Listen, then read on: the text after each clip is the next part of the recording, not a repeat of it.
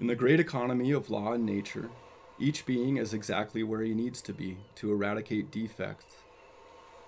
All necessary conditions are present for his growth. The only question lies with him. Will he take them as pain or as opportunities? As every law is spiritual, so all forms and things, forces and aspects, must also be spiritual. All error springs from an effort to turn to small purposes the diversified streams of spiritual force. We concentrate upon some things automatically, through habitude.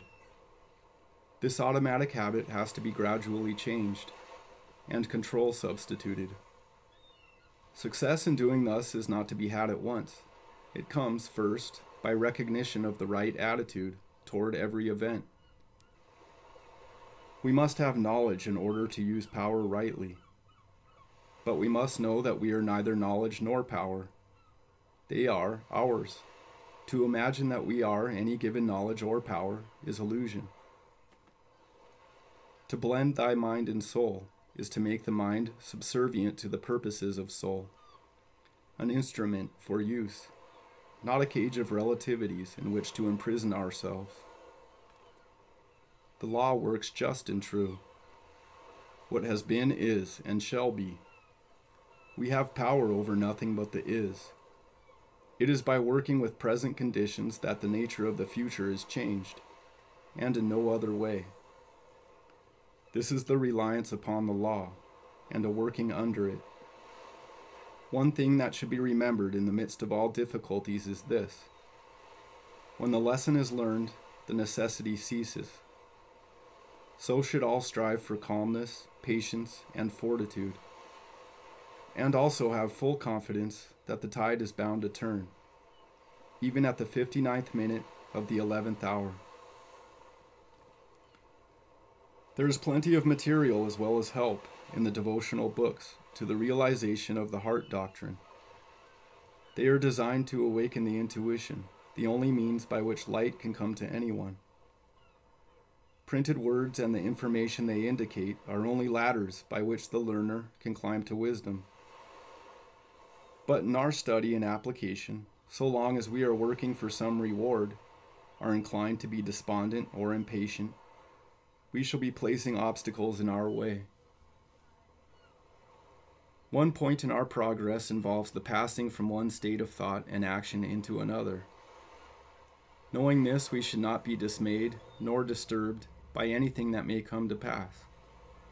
It may for the time appear to the student that he is useless and his future circumstances dark and foreboding. These are only shadows of the past, cast on the screen of the present.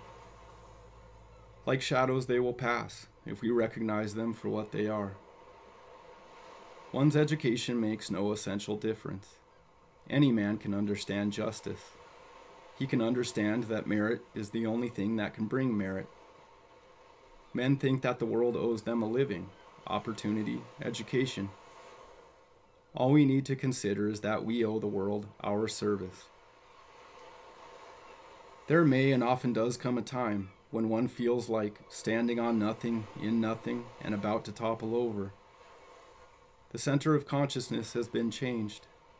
Old landmarks are slipping away, and sometimes black doubt ensues. Doubt and fear belong only to the personal consciousness. The real perceiver, the higher ego, has neither. The Gita says, Cast aside all doubt and fight on, and never for one moment think that you are not going on with your journey. No one who strives to tread the path is left unhelped. The Great One sees his light, and he is given what is needed for his best development. There are no veils on that plane of seeing. The help must be of that nature which leaves perfect freedom of thought and action. Otherwise, the lessons would not be learned.